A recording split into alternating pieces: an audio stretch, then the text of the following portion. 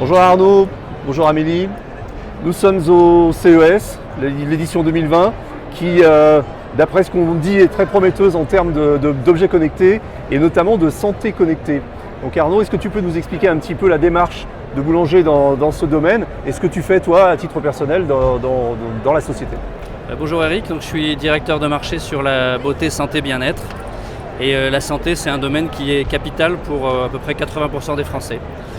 Et leurs attentes évoluent, puisqu'ils veulent vivre longtemps, ils veulent vivre en bonne santé, et puis l'État se désengage de certains remboursements. Nous devons accompagner nos clients d'une démarche de curation à une démarche de prévention. Alors là, on est sur le stand WeThings, qui est une société française.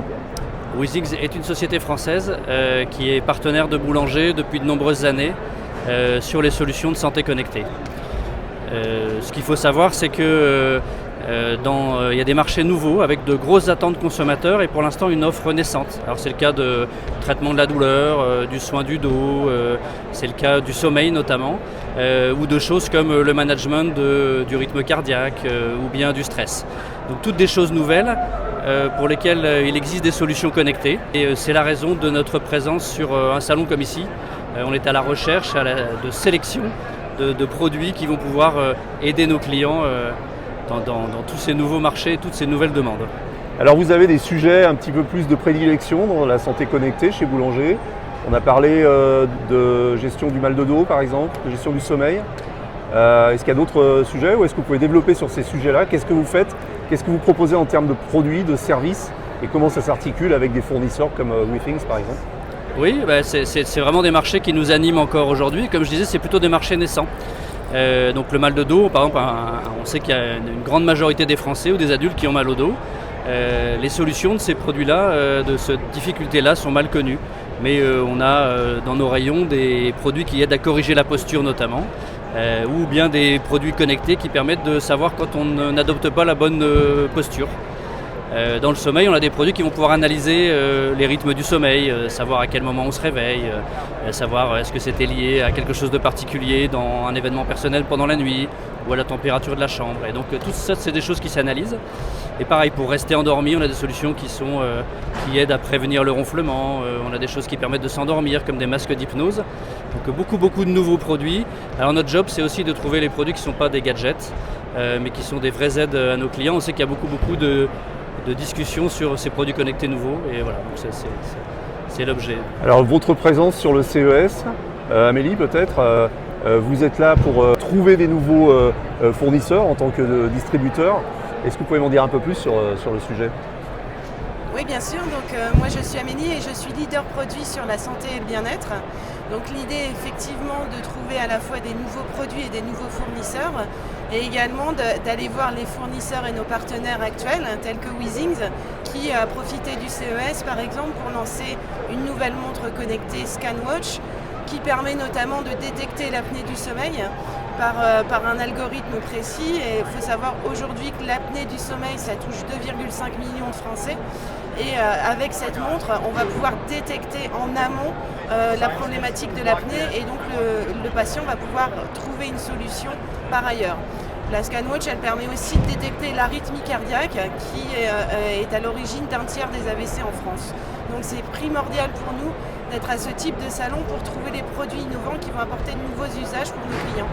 Alors sur ces produits de santé connectés, il y a une vraie question de réglementation, de validation par les autorités sanitaires de certains produits. C'est le cas notamment, je crois, des bracelets connectés qui permettent de faire le cardio, de tester le cardio. Est-ce que vous travaillez sur ces produits-là et comment vous intervenez, Boulanger? Est-ce que vous faites des études en amont ou est-ce que vous êtes juste en recherche de prestataires? Autrement dit, est-ce que vous co-concevez ou est-ce que vous êtes juste en recherche de prestataires? Non, on ne co-conçoit pas avec nos fournisseurs. Par contre, effectivement, on s'appuie uniquement sur des fournisseurs fiables qui ont les certifications nécessaires à la commercialisation de ces produits. Effectivement, une montre qui propose un électrocardiogramme que l'utilisateur peut ensuite partager avec son médecin, il est essentiel que nous, on s'assure que le produit est bien en phase avec la réglementation en vigueur en France. Ça fait partie de notre boulot. Est-ce que Boulanger a des ambitions, peut-être à terme, de produire des appareils connectés qui seraient reliés à ces problématiques de santé ? C'est vrai qu'avec des choses comme les solutions qu'on distribue telles que Enki, on peut imaginer à terme pouvoir connecter des produits liés à la santé et établir des scénarios. On regardait des entreprises ici sur le salon qui permettent de connecter différents capteurs qui permettraient de savoir si une personne âgée notamment a fait une chute chez elle. Et ce capteur-là, il est amené à pouvoir prévenir, parler à la personne ou prévenir un tiers ou bien prévenir un centre d'appel. C'est tous des scénarios auxquels on réfléchit aujourd'hui. Une dernière question. Est-ce que vous êtes en termes de recrutement de prestataires et de fournisseurs, est-ce que vous êtes agnostique ou est-ce que vous privilégiez des fournisseurs par exemple français ou qui sont sur un certain créneau? Comment ça fonctionne? Ou est-ce que c'est le monde entier? Alors Amélie l'a dit, la réglementation sur les produits médicaux elle est très stricte.